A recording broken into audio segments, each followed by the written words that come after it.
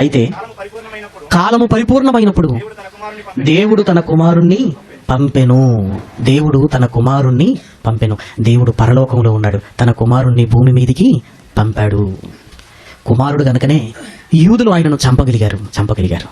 దేవుడే దిగి వస్తే ఆయనను చంపే అంత దమ్ము ఎవరికైనా ఉందా? దేవుడు దిగి వస్తే దేవుణ్ణి చంపుతారా? అమ్మో, అది అనుకుంటేనే ఎలా ఉంది చెప్పండి. మరి యేసుక్రీస్తుని చంపేశారు కదా, కుమారుడు గనక చనిపోయాడు. ఆయనే దిగి వస్తే ఎవరైనా మిగులుతారా?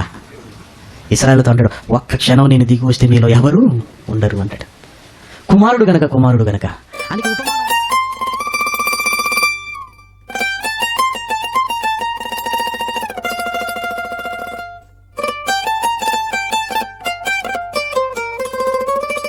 సర్వశక్తిమంతుడు సమస్త సృష్టిని సృష్టించినటువంటి మన అందరికన్న తండ్రి అయిన ఆ ఏకైక ఒకే ఒక్క దేవునికి ఆయన కుమారుడు మన రక్షకుడైన యేసుక్రీస్తు ప్రభుల వారి ద్వారా పరిశుద్ధాత్మ సహాయముతోనే వేవేలా స్తుతి స్తోత్రాలు కృతజ్ఞతాస్తుతులు చెల్లించుచున్నాను. అదేవిధముగా ఈ మాటలు వింటున్నటువంటి నా ప్రియ సహోదరులైనటువంటి మీ అందరికీ కూడా క్రీస్తు పేరటనే నా యొక్క శుభములు వందనాలు తెలియజేస్తూ ఉన్నాను.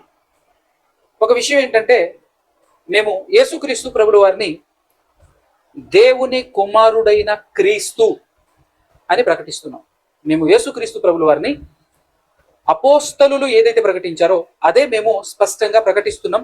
యేసుక్రీస్తు దేవుని కుమారుడు, లేదా యేసు దేవుని కుమారుడైన క్రీస్తు అని ప్రకటిస్తున్నాం.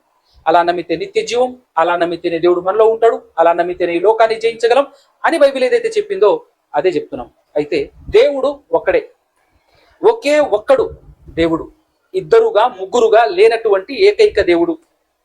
యేసుక్రీస్తు ప్రభువు వారు తన ప్రార్థనలో దేవుడు అద్వితీయుడు అంటాడు. అంటే రెండుగా ఉండడు దేవుడు, లేనివాడు, రెండుగా లేనివాడు, ఒకే ఒక్కడు దేవుడు అని యేసుక్రీస్తు ప్రభువు వారు మనకు తెలియజేశారు.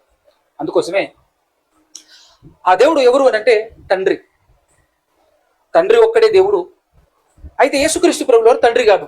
యేసుక్రీస్తు ప్రభుల వారిని దేవుడు లేపాడు, దేవుడు పంపాడు, దేవుడు నియమించాడు, దేవుడు ప్రభువుగాను క్రీస్తుగాను నియమించాడు. సో యేసుక్రీస్తును మనుషులు చంపేస్తే 2000 సంవత్సరాల క్రితం యేసుక్రీస్తును తిరిగి లేపింది దేవుడు అని పదే పదే అపోస్తలులు బోధించారు. అదే మేము బోధిస్తున్నాం. అయితే మీకు నేను చెప్పదలిచినటువంటి విషయం ఏంటంటే, యేసుక్రీస్తు ప్రభుల వారిని మేము ఈ విధంగా ప్రకటిస్తున్నాం. ఈ విధంగా ప్రకటిస్తున్నప్పుడు కొంతమంది అపార్థం చేసుకుంటున్నారు. యేసుక్రీస్తును మేము అంటున్నటువంటి మాట ఏంటంటే తండ్రి కాదు, తండ్రి ఒక్కడే దేవుడు అని ఎక్కడుంది అని అంటే, 1 కొరింథీయులకు రాసినటువంటి పత్రిక 8వ అధ్యాయము 6వ వచనం కనుక మనం చదివినట్లయితే, ఆకాశమందైనను భూమి మీదనైనను దేవతలు అనబడినవి ఉన్నను మనకు ఒక్కడే దేవుడు ఉన్నాడు, ఆయన తండ్రి. అంటే మనకు ఎంతమంది దేవుళ్ళు ఉన్నారంటే దేవుడు ఒక్కడే ఉన్నాడు, ఆయన తండ్రి. ఆ మాటకు మనం విలువ ఇవ్వాలి. పాత కొత్త నిబంధనలో దేవుడు ఒక్కడే. ఆ ఒకే ఒక్క దేవుడు ఎవరు అని అంటే తండ్రి. కొత్త నిబంధనలో తండ్రి గాను, పాత నిబంధనలో యెహోవా గాను మనకు పరిచయం అవుతా ఉంటాడు. సో ఈ తండ్రి ఒక్కడే దేవుడు. ఈ తండ్రి యేసుక్రీస్తు కాదు. యేసుక్రీస్తు కుమారుడే గాని తండ్రి కాదు. తండ్రి కాదు అన్నప్పుడు, తండ్రి ఒక్కడే దేవుడు అన్నప్పుడు యేసుక్రీస్తు దేవుడు కాదు. ఇది చెబుతున్నప్పుడు చాలా మంది అపార్థం చేసుకుంటున్నారు.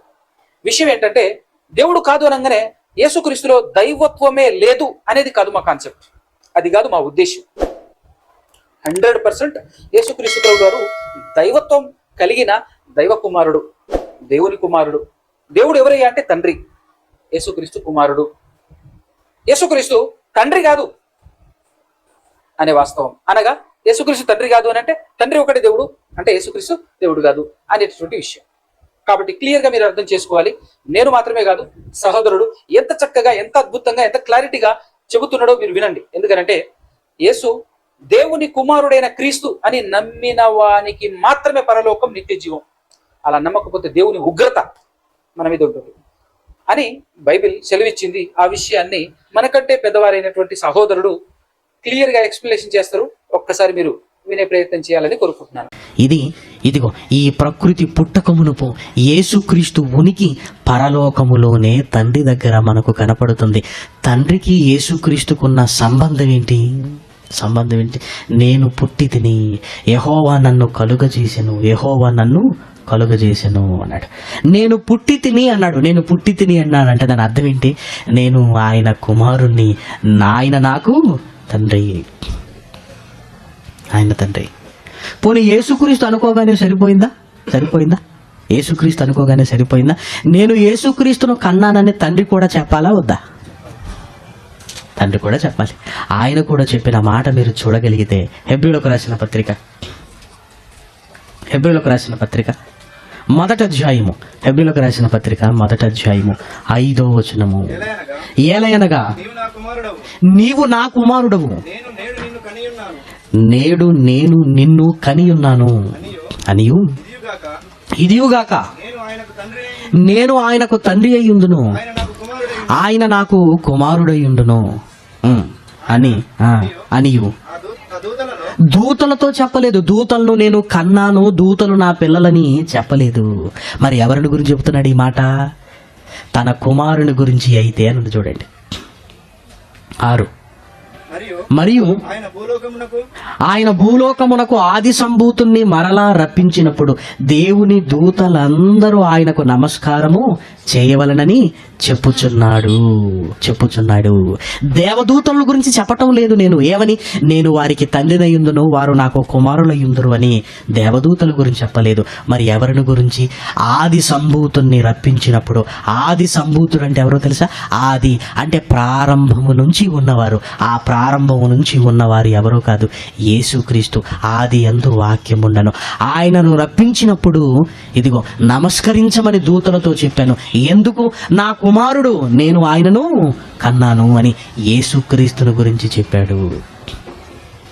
యేసుక్రీస్తుని గురించి ప్రేమన దేవుని పిల్లలారా, యేసుక్రీస్తుని గురించి అంటే తండ్రి ఏమంటున్నాడంటే, ఇదిగో నేను కన్నాను, నేను నా కుమారుడు, నేను ఆయనకు తండ్రిని, నాకు అతను కుమారుడు అని యేసుక్రీస్తుకు తండ్రికి మధ్య ఉన్న రిలేషన్షిప్ మనకి ఏమని కనపడుతుంది?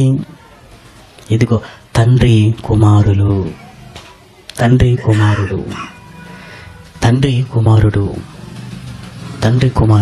ఆ బంధం కనపడుతుంది. ఆ బంధం ఏమంటే తండ్రి ఎప్పుడు కుమారుడు కాదండి.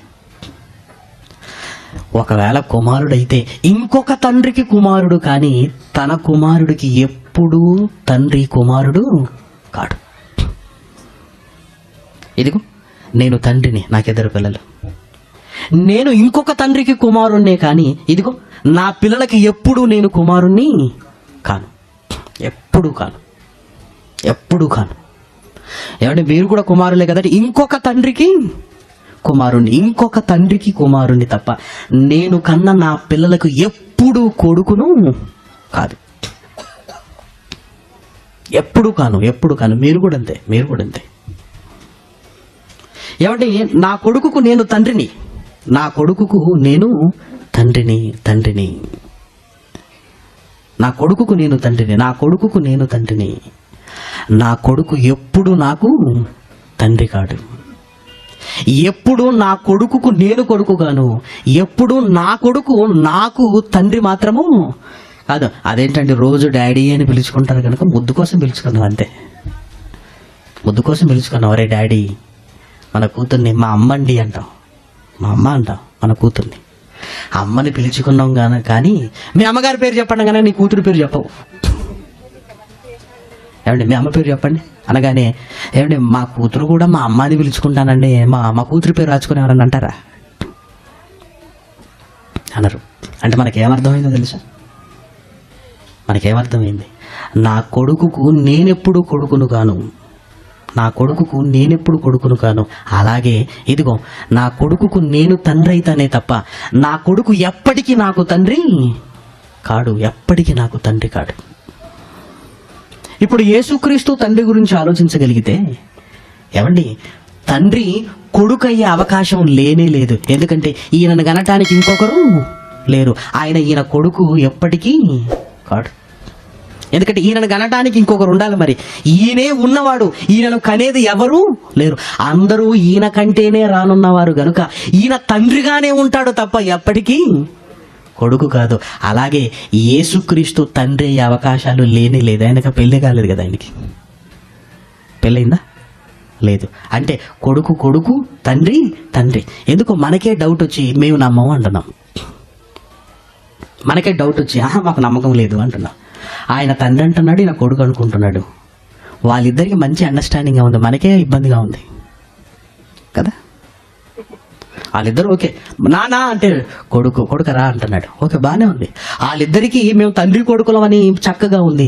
మధ్యలో వచ్చిన మనకే డౌట్ వచ్చేసింది, నువ్వు తండ్రి కాదు, నువ్వు కొడుకు కాదు. ఎవరి గురించి చెప్పాలండి? నా కొడుకుని చూపించి, నా కొడుకు అంటే పెద్దోడండి అంటే, ఎందుకో నాకు డౌట్గా ఉందంటే నేను ఏమనాలి? వాడు కూడా నాన్న అంటున్నాడు, నేను నమ్మను అని నువ్వు అంటున్నా. నా గురించి మీరు ఇలా మాట్లాడితే నాకు ఎంత కోపం వస్తుందో మీకు అర్థమైంటుందా ఆ విధానం? ఈరోజు మనిషి దేవుడి గురించి అలా మాట్లాడుతున్నాడు. దేవుడి గురించి, నా గురించి నేను నమ్మను నీ కొడుకు అంటే అర్థం ఏంటి? నేను ఎలా అర్థం చేసుకోవాలి?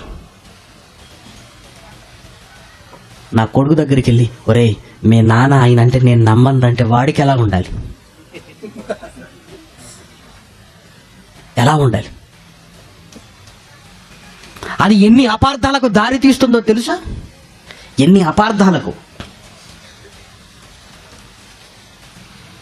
ఏమండి, నా పుట్టుకను గురించి, నా కొడుకు పుట్టుకను గురించి నువ్వు అలా అన్నప్పుడే నాకే ఇంత కోపం కలుగుతున్నప్పుడు, ఈరోజు మనిషి ఎవరిని నిలదీస్తున్నాడో తెలుసా? దేవుణ్ణి. ఇదిగో నీ కొడుకు యేసుక్రీస్తు అంటే నేను నమ్మను. యేసుక్రీస్తుతో మాట్లాడుతున్నావు. నీ తండ్రి ఆయన అంటే నేను నమ్మవు అంటున్నావు. యేసుక్రీస్తును ఎరుగుటయే నిత్య జీవం అంటే ఎలా ఎరుగుతున్నావో ఆలోచించు ఒక్కసారి. మనకెందుకు డౌట్ వచ్చింది? పోనీ మన దగ్గర ఉన్న సమాధానం ఏంటి? మన దగ్గర ఉన్న సమాధానం ఏంటంటే తండ్రే కుమారుడు, కుమారుడే తండ్రి. ఏమంటే తండ్రి కుమారుడు ఎలా అవుతాడు చెప్పు ఒకసారి నువ్వు చెప్పు. తండ్రి కుమారుడు ఎలా అవుతాడు? పోనీ కుమారుడు తండ్రి ఎలా అవుతాడు? పోనీ కుమారుడు తండ్రి కావాలంటే వివాహం చేస్తే తండ్రి అవుతాడు. వివాహం చేయకుండానే యేసుక్రీస్తుని ఏం చేసాం మనం? అబ్బా ఏం తెలివితేటలండి మరి. నీ కొడుకు తండ్రి అయ్యాడు, ఓకే, దాని అర్థం ఏంటి? వివాహం చేస్తే అతనికి కూడా దేవుడు ఇంకొక బహుమానాన్ని ఇస్తున్నాడు కనుక తండ్రి అయ్యాడు. యేసుక్రీస్తు ఎలా తండ్రి అయ్యాడో చెప్పు ఒక్కసారి నాకు. యేసుక్రీస్తు ఎలా తండ్రి అయ్యాడో చెప్పు ఒక్కసారి చెప్పు నాకు. ఒక్కసారి చెప్పు. సమాధానం లేదు ప్రియమైన వారిలారా, లేదు సమాధానం. ఉన్న సమాధానం ఏంటో తెలుసా? అది మర్మం అంత తొందరగా అర్థం కాదు. దేవుడిని అర్థం చేసుకోవటం అంటే అంత తొందరగా అర్థం కాదు. మర్మం అని చెప్పి ఇదిగో మనుషులను దేన్ని నమ్మించేటట్టుగా చేశారో తెలుసా? యేసుక్రీస్తే తండ్రి, యేసుక్రీస్తే కుమారుడు. ప్రారంభంలో తండ్రి కనపడుతున్నాడు. ఆ తండ్రికి నేను పుట్టాను అంటున్నాడు. నేను పుట్టాను. యేసుక్రీస్తుకు పుట్టుక ఉంది, యేసుక్రీస్తుకు చావు కూడా ఉంది. ప్రియమైన దేవుని పిల్లలారా, భూమి మీద పుట్టాడు, భూమి మీద యేసుక్రీస్తు మరణించాడా లేదా? తండ్రికి పుట్టుక లేదు, చావు లేదు. ఒకవేళ యేసుక్రీస్తునే తండ్రి అనుకుంటే తండ్రికి కూడా ఏముంది? పుట్టుక ఉంది, చావు ఉంది. చూసారా? తండ్రి గురించి బైబిల్లో రాయబడింది తెలుసా? ఉన్నవాడు అంటే చావు పుట్టుకలు లేనివాడు. యేసుక్రీస్తు ఆయనకు పుట్టుక ఉంది, ఆయనకు చావు ఉంది. చావు ఉంది. ఇద్దరు ఒకటి అంటే మరి రెండు మాటలు ఎలా వర్తిస్తాయి చెప్పండి? చావు పుట్టుకలు లేనివాడని ఒక దగ్గర ఉండి, చావు పుట్టుకలు కలిగిన వాడని ఇంకొక దగ్గర ఉంటే ఏది నమ్మాలి ప్రియమైన దేవుని పిల్లలారా? ఏది నమ్మాలి? గలతీలకు రాసిన పత్రిక 4వ అధ్యాయం 4వ వచనం. అయితే కాలము పరిపూర్ణమైనప్పుడు దేవుడు తన కుమారుణ్ణి పంపెను. దేవుడు పరలోకంలో ఉన్నాడు, తన కుమారుణ్ణి భూమి మీదికి పంపాడు. కుమారుడు గనుకనే యూదులు ఆయనను చంపగలిగారు. దేవుడే దిగి వస్తే ఆయనను చంపే అంత దమ్ము ఎవరికైనా ఉందా? దేవుడు దిగి వస్తే దేవుణ్ణి చంపుతారా? అమ్మో, అది అనుకుంటేనే ఎలా ఉంది చెప్పండి. మరి యేసుక్రీస్తుని చంపేశారు కదా, కుమారుడు గనక చనిపోయాడు. ఆయనే దిగి వస్తే ఎవరైనా మిగులుతారా? ఇశ్రాయేలుతో అంటాడు, ఒక్క క్షణం నేను దిగి వస్తే మీలో ఎవరు ఉండరు అంటాడు. కుమారుడు గనక అందుకే ఉపమానాలలో ఒక యజమానుడు ద్రాక్ష తోటను నాటించి కాపులకు గుత్తకిచ్చి దేశాంతరం వెళ్ళిపోయాడు. ముందు కాపులను తన ఫలముల కొరకు పని వారిని పంపించాడు, వెళ్ళలేదు. చివరికి ఏమన్నాడు? తన కుమారుడిని పంపాను. ఆ భావంలో కూడా తన కుమారుడు, ఆ భావంలో కూడా తన కుమారుడు. దేవుణ్ణి చంపటమా? మరి యేసుక్రీస్తే తండ్రి అనుకుంటే యేసుక్రీస్తును చంపేశారు. మరి యేసుక్రీస్తు మళ్ళీ ఎలా లేచాడు? ఆయనే తండ్రి కదా. అందుకే అపోస్తల కార్యంలో మీరు చూడగలిగితే, ఇదిగో ఈ యేసును మీరు చంపారు, దేవుడు ఆయనను మృతుల్లో నుండి లేపాడు. అపోస్తల కార్యంలో కూడా అంతటా అదే ఉంటుంది ప్రియమైన వారలా. అపోస్తల కార్యంలో పేతురు గారు ఘంటాపదంగా చెబుతున్న మాట 2వ అధ్యాయము 31 క్రీస్తు పాతాళంలో విడవబడలేదనియు ఆయన శరీరము కుళ్ళిపోలేదనియు దావీదు ముందుగా తెలుసుకుని ఆయన పునరుత్థానముల గురించి చెప్పెను. మీరు చంపారు ఈ యేసును దేవుడు లేపెను. అలాగే అపోస్తల కార్యములు 3:15 మీరు జీవాధిపతిని చంపితిరి కానీ దేవుడు ఆయనను మృతుల్లో నుండి లేపెను. దేవుడు మృతులలో నుండి లేపెను. ఆ మాట మనకు కనపడుతూనే ఉంటుంది. అదేవిధంగా అపోస్తల కార్యములు 5:32 మేమును దేవుడు తనకు విధేయులైన వారికి అనుగ్రహించిన పరిశుద్ధాత్మయు ఈ సంగతులకు సాక్ష్యముగా ఉన్నాము. 31 మీరు మ్రానున వేలాడదీసి సంహరించిన యేసును మన పితరుల దేవుడు లేపెను. అదేవిధంగా అపోస్తల కార్యములు 13:39 36-37 దావీదు దేవుని సంకల్పము చొప్పున తన తరము వారికి సేవ చేసి నిద్రించి తన పితరుల యొద్దకు చేర్చబడిన కుళ్ళిపోయిన గాని దేవుడు లేపిన వాడు కుళ్ళు పట్టలేదు. దేవుడు ఎవరిని లేపాడు? యేసుక్రీస్తును లేపాడు. ఈరోజు గందరగోళాల మధ్యన ఉంది. యేసుక్రీస్తును ఎరుగుటయే నిత్య జీవం ఎందుకు అన్నాడో తెలుసా? ఆయనని ఎలా ఎరగాలని దేవుడు కోరుకుంటున్నాడంటే తండ్రిని కాదు తన కుమారుడు అని. తన కుమారుడు. ఇప్పుడు యోహాను సువార్త 17వ అధ్యాయం 3వ వచనం చక్కగా పూర్తి వచనాన్ని మీరు చూడగలిగితే ఎంత చక్కగా రాయబడిందో చూడండి. అద్వితీయ సత్యదేవుడవైన నిన్నును కామా ఉందా లేదా? ఇదిగో నిన్నును నీవు పంపిన యేసుక్రీస్తును నిన్ను ఎరగాలి. నువ్వు పంపిన యేసుక్రీస్తును కూడా ఎరుగాలి. నిన్ను తెలుసుకోవాలి. నువ్వు పంపిన యేసుక్రీస్తును కూడా తెలుసుకోవాలి. దేవుడు పంపిన యేసుక్రీస్తు ఎవరని ఎరగాలి అని బైబిల్లో రాయబడిందంటే, ఎవరని ఎరగమని రాయబడిందంటే యోహాను సువార్త 3వ అధ్యాయము 36వ వచనం. యోహాను సువార్త 3వ అధ్యాయము 36వ వచనంలో స్పష్టంగా రాయబడింది చూడండి. కుమారుని యందు విశ్వాసముంచువాడే నిత్య జీవము గలవాడు, కుమారునికి విధేయుడు కానివాడు జీవము చూడడు గాని దేవుని ఉగ్రత వాని మీద. అంటే యేసుక్రీస్తుని గురించి మాట్లాడుతూ కుమారుని యందు అన్నాడు. అంటే తండ్రిని కుమారుడిగా విశ్వసించమంటున్నాడా?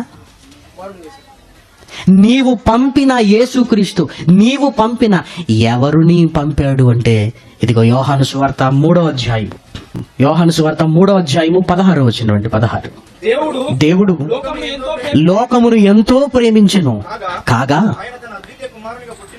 ఆయన తన అద్వితీయ కుమారునిగా పుట్టిన వాని యందు విశ్వాసముంచు ప్రతి వాడును నశింపక నిత్య జీవము. అంటే కుమారునిగా పుట్టినది ఎవరు? యేసు క్రీస్తు. ఇంకా చదవండి, ఆ కింది వచ్చిన వాళ్ళు ఎంత చక్కగా ఉందో. లోకము తన కుమారుని ద్వారా రక్షణ పొందుటకే గాని తన కుమారుని ద్వారా తాను పంపిన కుమారుని ద్వారా కుమారునిగా పుట్టిన వాని యందు విశ్వసించాలి. ఆ కుమారుడు ఎవరో కాదు, యేసు క్రీస్తు. అంటే యేసు క్రీస్తును విశ్వసించమంటున్నాడు. యేసు క్రీస్తును ఎలా విశ్వసించమంటున్నాడు? కుమారునిగా విశ్వసించమంటున్నాడు. ఇప్పుడు యోహాను సువార్త 3వ అధ్యాయము 36వ వచనం. కుమారుని యందు యేసుక్రీస్తుని కుమారునిగా విశ్వసించువాడే నిత్య జీవము గలవాడు, కుమారునికి విధేయుడు కానివాడు జీవము చూడడు. కానీ దేవుని ఉగ్రత ఏమంటే చూసారా? ఆ మాట చూసి భయం అవుతుందా ఏమైనా? దేవుని ఉగ్రత అన్నాడు. దేవుని ఉగ్రత యేసుక్రీస్తును నా కుమారుడిగా నువ్వు విశ్వసించకపోతే నా ఉగ్రత ఏంటో నువ్వు చూస్తావు అంటున్నాడు. పరలోకానికి వెళ్ళాలనుకుంటున్నా మనం, మనకు తెలియకుండానే ఎవరి ఉగ్రతను పొందుకోవడానికి సిద్ధపడుతున్నా?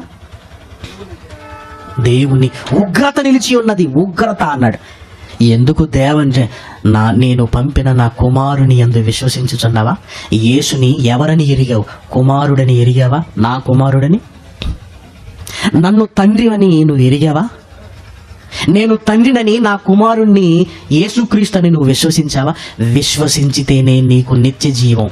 విధేయుడు కానివాడి మీద దేవుని ఉగ్రత అన్నాడు. ఏమిటి చదువుతుండగానే అర్థమవుతుంది కదండి మనకి. యోహాను రాసిన మొదటి పత్రిక, యోహాను గారు రాసిన మొదటి పత్రిక, యోహాను గారు రాసిన మొదటి పత్రిక 5వ అధ్యాయము 10వ వచనము. దేవుని కుమారుని యందు విశ్వాసముంచువాడు తనలోనే ఈ సాక్ష్యము కలిగి ఉన్నాడు. దేవుణ్ణి నమ్మనివాడు ఆయన తన కుమారుని గురించి ఇచ్చిన సాక్ష్యము కూడా నమ్మలేదు గనుక అతడు దేవుణ్ణి అబద్ధికునుగా చేసిన వాడే. ఆ సాక్ష్యం ఏమనగా దేవుడు మనకు నిత్య జీవమును దయచేసెను. ఆ జీవము ఆయన కుమారుని యందు ఉన్నది. ఆ జీవము ఆయన కుమారుని యందు ఉన్నది. ఇంకా చూడండి 12. దేవుని కుమారుని అంగీకరించువాడు జీవము గలవాడు, దేవుని కుమారుణ్ణి అంగీకరింపనివాడు జీవము లేనివాడే.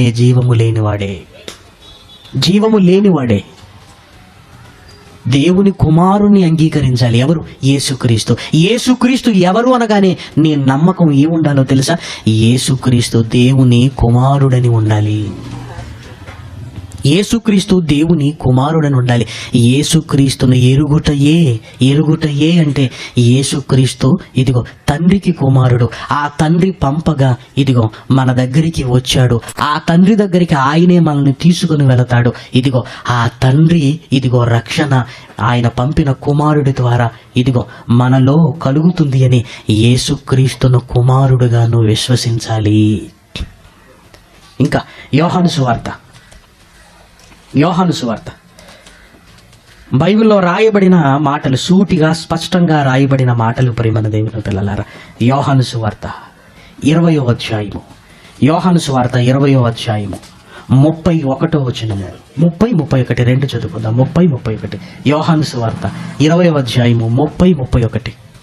మరియు అనేకమైన ఇతర సూచక క్రియలను యేసు తన శిష్యుల ఎదుట చేసెను. అవి ఈ గ్రంథమందు వ్రాయబడి ఉండలేదు గాని యేసు దేవుని కుమారుడైన క్రీస్తు అని ఏమని నమ్మాలి? యేసు దేవుని కుమారుడైన క్రీస్తు అని నమ్మాలి. మీరు నమ్మునట్లును నమ్మి ఆయన నామమందు జీవము పొందునట్లు నమ్మితే ఆయన నామమందు మీకు జీవము. ఏమని నమ్మాలి? యేసు దేవుని కుమారుడని నమ్మాలి. రక్షకుడని నమ్మావు, చాలా సంతోషం. పాప విమోచకుడని నమ్మావు, చాలా సంతోషం. అంతేకాదు యేసు దేవుని కుమారుడని కూడా నీవు నమ్మాలి. నమ్మి విశ్వసించితేనే జీవం, నమ్మకపోతే జీవము లేదు. ఏమంటే ఎంత స్పష్టంగా రాయబడిందో చూసారా? మత్తయి గారు రాసిన సువార్త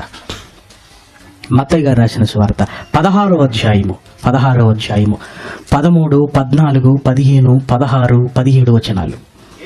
యేసు మత్తయి సువార్త 16వ అధ్యాయము 13 నుంచి యేసు ఫిలిప్పుదైన కైసరి ప్రాంతములకు వచ్చి మనుష్య కుమారుడు ఎవడని జనులు చెప్పుకొనుచున్నారని తన శిష్యులను అడగగా వారు కొందరు బాప్తిస్మమిచ్చి యోహాననియు, కొందరు ఏలియానియు, కొందరు ఇర్మియానియు లేక ప్రవక్తలలో ఒకడనియు చెప్పుకొనుచున్నారనెను. అంటే ఎవరైనా నేను దేవుని కుమారుణ్ణి అని చెబుతారేమో అని యేసుక్రీస్తు ఎదురు చూస్తున్నాడు. వాళ్ళేమంటున్నారు? ఇర్మియా, యోహాను ప్రవక్తలలో ఒకడు. నేనెవరో మీకెవరికి అర్థం కాలేదు, మీతో చెప్పిన వారికి అని. అప్పుడు మరొక ప్రశ్న అడిగాడు చూడండి. అందుకు ఆయన, మీరైతే నేను ఎవరని చెప్పుకొనుచున్నారని వారిని అడిగాను. అందుకు సీమోను పేతురు, నీవు సజీవుడవగు దేవుని కుమారుడైన క్రీస్తువు. అబ్బా, ఆ మాట కోసం ఎదురు చూస్తున్నాడండి ఆయన. నీవు దేవుని కుమారుడవైన క్రీస్తు అనగానే ఏమన్నాడు చూడండి. అందుకు యేసు, సీమోను బరియోనా, శబాష్, నీవు ధన్యుడవు, నీవు ధన్యుడవు. నన్ను ఎంత చక్కగా నువ్వు అర్థం చేసుకున్నావయ్యా. అయినా నీ సొంత జ్ఞానంతో ఇది నువ్వేమీ చెప్పలేదు. పరలోకమందున్న నా తండ్రి నీకు, అంటే దేవుడు బయలుపరిస్తే ఏమని చెప్తారంటే యేసు దేవుని కుమారుడు అని చెబుతారు. పరలోకమందున్న నా తండ్రి నీకు బయలుపరిచాడు. లేకపోతే మనుషులు ఎవరు ఇలా నా గురించి బయలుపరిచారు. ఏమంటే వాళ్ళైనా ఇర్మియా, యోహాను ప్రవక్తలలో ఒకడు అన్నారు. యేసుక్రీస్తు ఇప్పుడు వచ్చి నన్ను ఏమనుకుంటున్నారు అన్నారు అనుకోండి. ఇప్పుడు మనోళ్ళు చెప్పే మాట ఏంటి? అదేంటి ప్రభా, నువ్వే తండ్రివి, షటాప్ అంటాడు. శబాష్ కాదు, నేను తండ్రినా.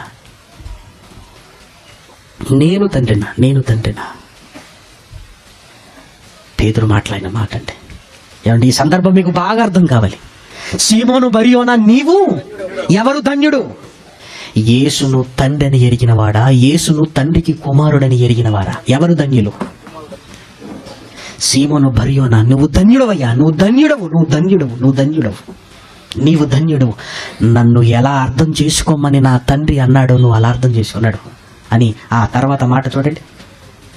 నీవు ధన్యుడు, పరలోకమందున్న నా తండ్రి ఈ సంగతి నీకు బయలుపరచనే కానీ నరులు నీకు బయలుపరచలేదు. అంటే నరులు బయలుపరిస్తే ఎలా బయలుపరుస్తారు? నా తండ్రి బయలుపరిచాడు గనక ఇంత చక్కగా నువ్వు చెప్పగలిగావు. నరులు నీకు బయలుపరచలేదు. ఒకవేళ నరులు బయలుపరిస్తే ఎలా బయలుపరుస్తారు? నేను కుమారుడని చెప్పరయ్యా, చెప్పరు. నేను కుమారుడని చెప్పరు. ఏమండి, ఈయననే తండ్రి అంటే యేసుక్రీస్తు ఒప్పుకోవటం లేదు. ప్రియమైన వారిలారా, ఒప్పుకోవటం లేదు. యేసుక్రీస్తు చాలా సంతోషపడ్డాడు. ఎవరికి అర్థం కాకపోయినా నేను నీకు అర్థమయ్యాను గనుక ఇదిగో నా గురించి ఆ తర్వాత చెప్పవలసిన బాధ్యత కూడా నీ మీదే పెట్టానని. ఇదిగో నీ బండ మీద నా సంఘాన్ని కట్టుదును అని పేతురు గారికి ఏమిచ్చాడో తెలుసా? ఆ సమయంలో పరలోక రాజ్యపు తాళపు చెవులు పేతురు గారికి ఇచ్చాడు. అంటే కారణం ఏంటో చెప్పండి. పెద్దవాడనా? కాదు. ఎందుకు ఇచ్చాడు? నేను నీకు అర్థమయ్యాను గనుక, నీకు అర్థమైనదే నువ్వు ప్రజలకు చెప్పుతావు గనుక, ప్రజలకు చెప్పి పరలోకానికి నీవే నడిపించగలవన్న నమ్మకం నాకు ఉన్నది గనుక పరలోక రాజ్యపు తాళపు చెవులు నీకు ఇచ్చేదను. అంటే పరలోక రాజ్యపు తాళపు చెవులు ఎవరు కలిగి ఉంటారో తెలుసా? ఎవరు కలిగి ఉంటారు? యేసుక్రీస్తును దేవుని కుమారుడైన క్రీస్తు అని ఎవరైతే నమ్ముతారో వారికి నిత్య జీవం. ప్రియమైన దేవుని పిల్లలారా, నిత్య జీవం యేసుక్రీస్తే స్వయంగా చెబుతున్న మాట. ఇక నీకు ఇచ్చేస్తాను. మరణించి తిరిగి లేచిన తర్వాత నన్ను ప్రేమిస్తాను, నా గొర్రెలను మేపుము. ఎందుకు? నేనెవరో నీకు తెలుసు, నేను దేవుని కుమారుడైన క్రీస్తును అన్నాడు. ఎంత స్పష్టంగా రాయబడిందో చూడండి, ఎంత స్పష్టంగా. పోనివ్వండి, యేసుక్రీస్తు మాట్లాడిన మాటలు భూమి మీద చూస్తుంటే ఎంత చక్కగా, నా తండ్రి నా ఆత్మను నీ చేతికి, ఈయనే తండ్రి అయితే ఏ తండ్రికి అప్పగిస్తున్నాడు చెప్పండి ప్రియమైన దేవుని పిల్లలారా? ఈయనే తండ్రి అయితే ఏ తండ్రికి అప్పగిస్తున్నాడు? తండ్రి నా చెయ్యి ఎందుకు విడిచావయ్యా నువ్వు? ఈయనే తండ్రి అయితే ఈయన చెయ్యి ఎవరు విడిచారు? ఎవరండి? తండ్రి ఎల్లప్పుడూ నీవు నాకు తోడై ఉన్నావు. ఈయనే తండ్రి అయితే ఈయనకు తోడై ఉన్నాడన్న సంగతి చెప్పకుండా ఎందుకు చెబుతున్నాడండి? అంటే నా తండ్రి అని మాట్లాడుతున్నాడంటే యేసుక్రీస్తు ఒకవేళ తండ్రి అయితే నా తండ్రి అని ఈయన మాట్లాడుతున్న మాటలని అబద్ధాలా? పోనీ యేసుక్రీస్తు నోటి నుంచి వచ్చిన మాట చూస్తారా? యోహాను సువార్త 8వ అధ్యాయము 16వ వచనం. యోహాను సువార్త 8వ అధ్యాయము 16వ వచనం. నేను ఒక్కడనై ఉండక నేను ఒక్కడనై ఉండక నేనును నన్ను పంపిన తండ్రియు కూడా ఉన్నాము. నేను ఒక్కడనై ఉండక మీరు అనుకుంటున్నారు, కాదు, నేనును నన్ను పంపిన తండ్రి కూడా ఉన్నాము. నేను ఒక్కడనై ఉండక అన్నాడు. కానీ సమాజంలోనికి ఏ మాట వెళ్ళింది? ఒక్కడే ఎలా అంటే ఆయనే ఈయనే ఆయన, మళ్ళీ ఆయనే ఈయన కదా. వినటానికి బాగుందేమో. బైబిల్ దగ్గరికి చూడండి, ఎంత భయంకరమైన నమ్మకాన్ని మనం కలిగి ఉన్నాము. చెప్పుకోవడానికి బాగుంటుందండి, కానీ బైబిల్ దగ్గరకు వచ్చి చూడండి. నేను ఒక్కడనై ఉండకంటే ఏమర్థం చేసుకోవాలో చెప్పండి ప్రియమైన దేవుని పిల్లలారా. ఆయన అలా అంటాడు, ఆయన ఒక్కడే అని అర్థం చేసుకోవాలా? నేను ఒక్కడనై ఉండకుండా నేను నన్ను పంపిన తండ్రి కూడా ఉన్నాము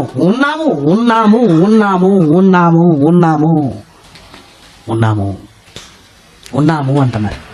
ఎంత స్పష్టంగా ఉంది చూడండి బైబిల్లో ఎంత స్పష్టంగా ఉంది.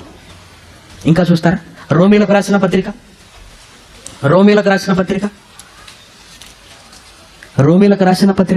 ఎంత చక్కగా 8వ అధ్యాయము 3-4 వచనాలు. రోమీలకు రాసిన పత్రిక 8వ అధ్యాయము 3-4 వచనాలు.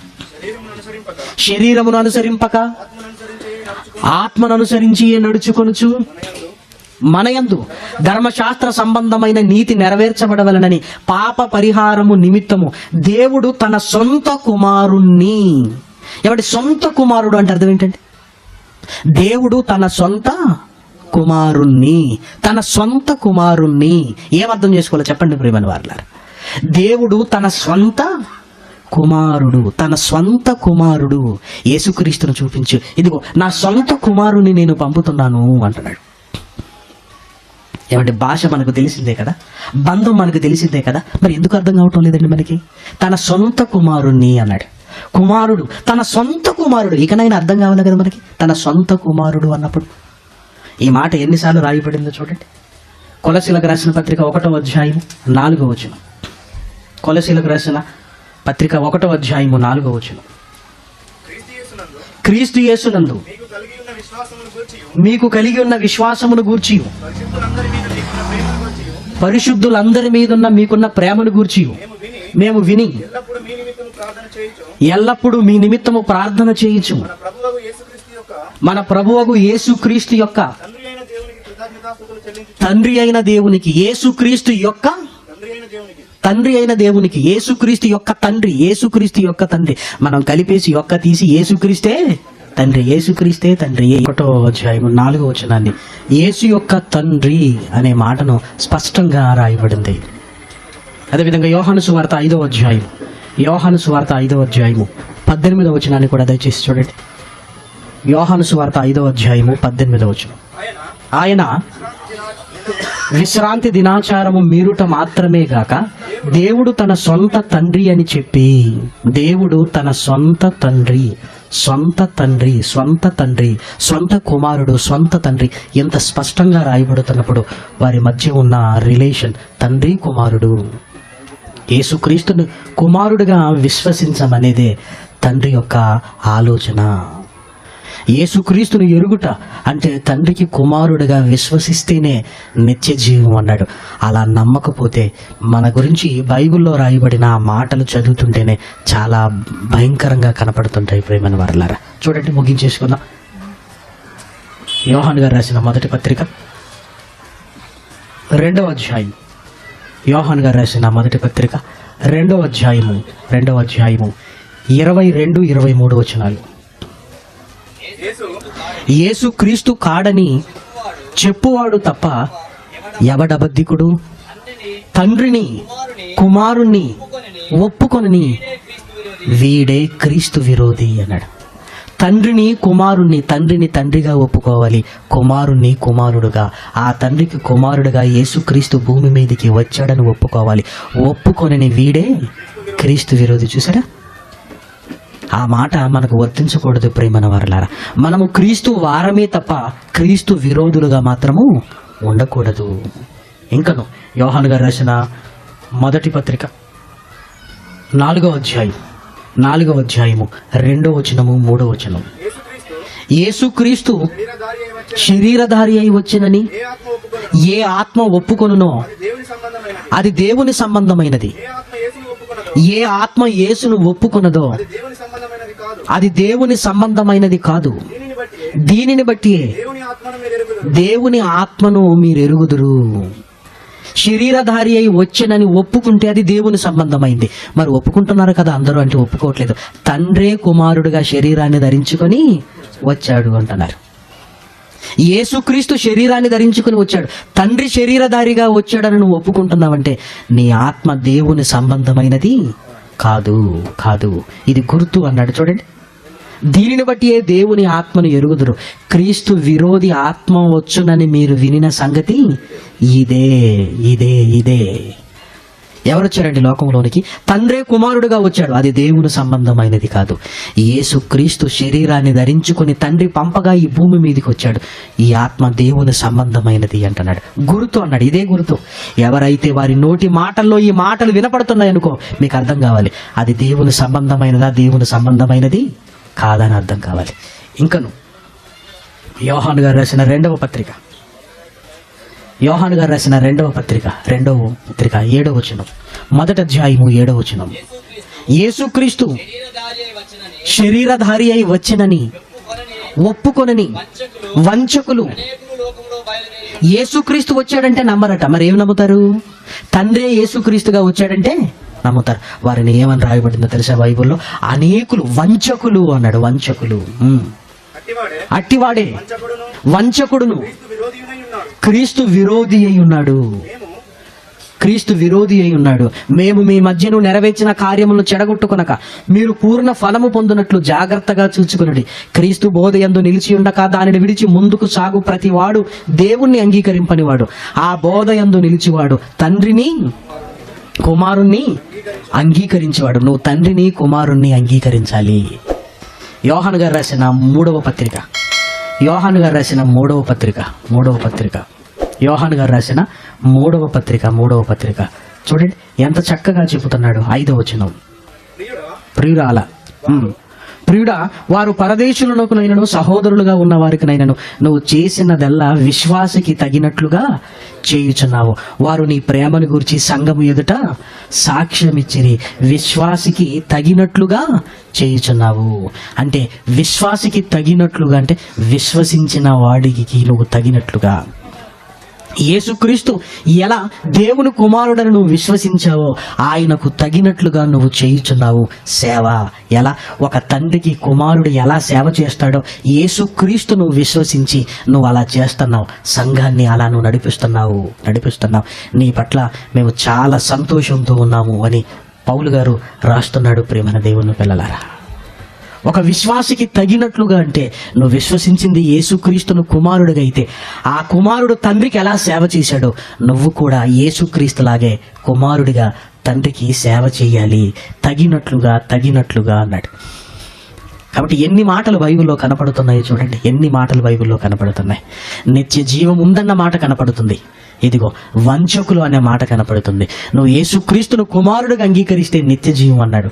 యేసు శరీరాన్ని ధరించుకొని రాలేదు, తండ్రి వచ్చాడని నువ్వు నమ్మితే వంచకుడు అంటున్నాడు. వంచకులు, క్రీస్తు విరోధులు అంటున్నాడు. ఎందుకు కావాలి చెప్పండి ప్రేమన దేవుని పిల్లలారా? మనం క్రీస్తు వారమే తప్ప క్రీస్తు విరోధులము కాకూడదు. తండ్రి పంపాడు, యేసుక్రీస్తు వచ్చాడు.